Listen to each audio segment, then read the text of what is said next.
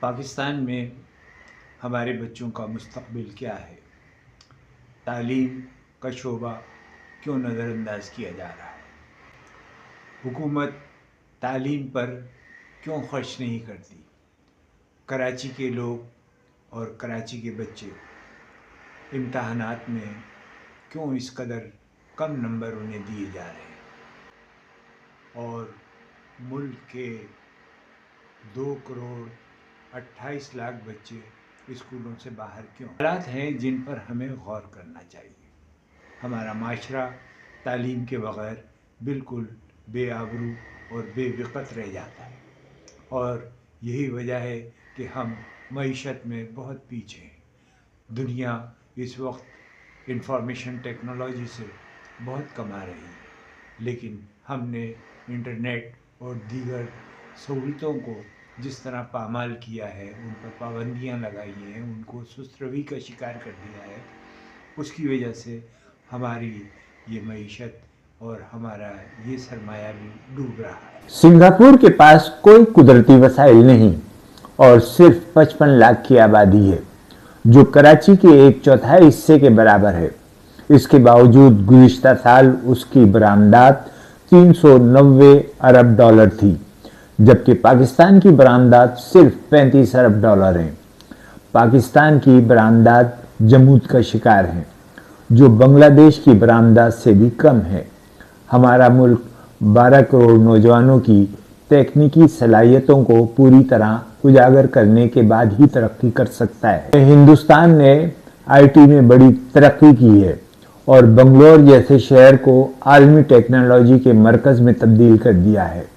اس تبدیلی نے لاکھوں ملازمتیں پیدا کی ہیں، معاشی ترقی کو فروغ دیا ہے اور ہندوستان کو عالمی تکنیکی صنعت ٹیک انڈسٹری میں ایک لیڈر کے طور پر کھڑا کر دیا ہے، اور اس کی آئی ٹی کی برآمدات اب 150 ارب ڈالر سے زیادہ ہو گئی ہے۔ اسی طرح سے اسٹونیا ایک چھوٹا ملک ہے، یہ دنیا میں سب سے زیادہ ڈیجیٹل ترقی یافتہ ممالک میں سے ایک کے طور پر ابھر کر سامنے آیا ہے۔ اس ملک نے تقریباً تمام سرکاری خدمات کو ڈیجیٹلائز کر دیا ہے، جس سے ایک ہموار اور مؤثر ڈیجیٹل سوسائٹی تشکیل دی گئی ہے۔ علم پر مبنی معیشت کو فروغ دینے کے لیے پاکستان کو سنگاپور، بھارت اور اسٹونیا جیسے ممالک کی کامیابی سے سیکھتے ہوئے تعلیم، سائنس، ٹیکنالوجی اور جدت طرازی میں سرمایہ کاری کو ترجیح دینی چاہیے۔ پاکستان کو اپنے نوجوانوں کی صلاحیتوں کو بروئے کار لانے اور ایک خوشحال مستقبل بنانے کے لیے ایک پربصیرت حکمت عملی تیار کرنا ہوگی۔ خاص طور پر پاکستان جیسے ملک میں جہاں ٹیکنالوجی تیزی سے ترقی کر رہی ہے، آئی ٹی کی مہارتوں کی بہت زیادہ مانگ ہے۔ کوڈنگ سے لے کر ہارڈ ویئر کی مرمت تک یہ مہارتیں بے شمار مواقع فراہم کرتی ہیں۔ اس کے علاوہ web development, mobile app development, graphic designing, video editing, digital marketing, search engine optimisation, S E O, مواد کی تحریر، social media management, e commerce management, I T support services, computer hardware کی مرمت، سافٹ ویئر انسٹالیشن اور troubleshooting, photography, carpentry, plumbing, بجلی کا کام، سلائی، welding, auto mechanic, hair painting اور ڈیکوریشن، یہ بہت ساری ایسی چیزیں ہیں اور ایسی مہارتیں ہیں جن میں سے اکثر بہترین آن لائن ذاتی کاروبار شروع کرنے کی ضمانت دیتی ہیں۔ لیکن بدقسمتی یہ ہے کہ ہم نے ان مہارتوں کو پر بھی مشکلات پیدا کر دی ہیں۔ ہمارا انٹرنیٹ کا نظام گزشتہ کئی مہینوں سے بہت سست روی کا شکار ہے۔ بار بار شارک ہمارے انٹرنیٹ کی تاروں کو ناکارہ کر دیتی ہے، لیکن ایسا کچھ نہیں ہے۔ یہ سب کچھ حکومت کی ترجیحات ہیں۔ ایک ایسی حکومت جو ایک سیاسی حکومت کو ختم کرنے کے لیے دوسری سیاسی حکومت کو آگے بڑھا رہی ہے، لیکن ہماری ترجیح جو ہے وہ تعلیم نہیں ہے۔ ملک کے 2.28 کروڑ بچے اسکولوں سے باہر ہیں، تقریباً سری لنکا کی پوری آبادی کے برابر، اور خواتین کی شرح خواندگی 49% سے کم ہے۔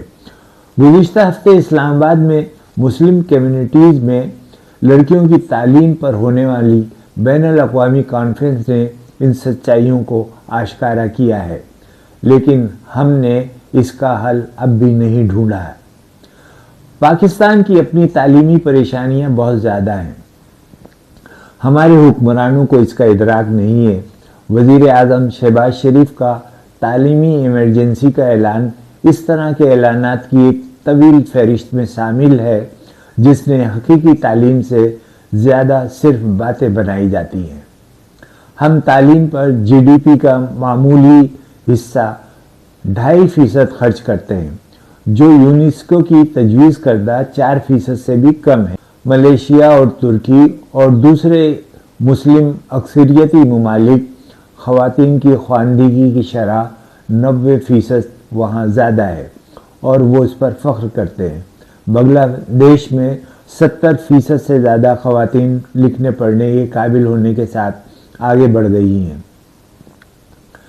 ایک ایسے دور میں جہاں اے آئی اور کوانٹم کمپیوٹنگ مستقبل کے بارے میں بات چیت پر حاوی ہیں، پاکستان کا ٹیک سیکٹر اپنی تعلیمی کوتاہیوں کی بدولت بدستور رکا ہوا ہے۔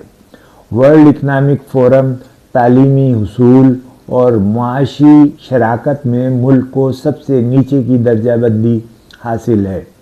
یہاں کچھ روشن مثالیں موجود ہیں۔ پنجاب میں دانش اسکولوں کا اقدام ہے جو پسماندہ دیہی علاقوں میں معیاری تعلیم فراہم کرتا ہے۔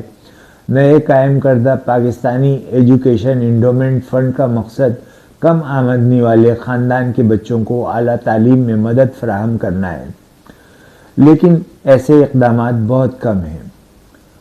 حال ہی میں ہونے والی تعلیمی کانفرنس کے اختتام اسلام آباد اعلانیے پر دستخط کے ساتھ ہوا ہے، ایک 17 نکاتی دستاویز جو لڑکیوں کی تعلیم کو ایک مذہبی ذمہ داری اور ایک سماجی ضرورت کے طور پر تسلیم کرتی ہے۔ حال ہی میں تعلیمی کانفرنس کا اختتام اسلام آباد اعلانیے پر ہوا ہے، ایک 17 نکاتی دستاویز جو لڑکیوں کی تعلیم کو ایک مذہبی ذمہ داری اور ایک سماجی ضرورت کے طور پر تسلیم کرتی ہے۔ یہ اعلامیہ اقوام متحدہ کی سلامتی کونسل میں پیش کیا جائے گا۔ سوچا جا سکتا ہے کہ آیا یہ اعلان حکمرانوں کی نیک نیتی ہے یا یہ بھی ایک ایسا وعدہ ثابت ہوگا جو غیر مؤثر بین الاقوامی وعدوں کے بڑھتے ہوئے ڈھیر میں شامل ہو جائے گا۔ پاکستان کو تعلیمی چیلنجوں کا سامنا ہے، صرف خواہشیں اور علامتیں بچوں کو پڑھنا نہیں سکھا سکتی، ہمیں آگے کے راستے کو دیکھنا ہوگا۔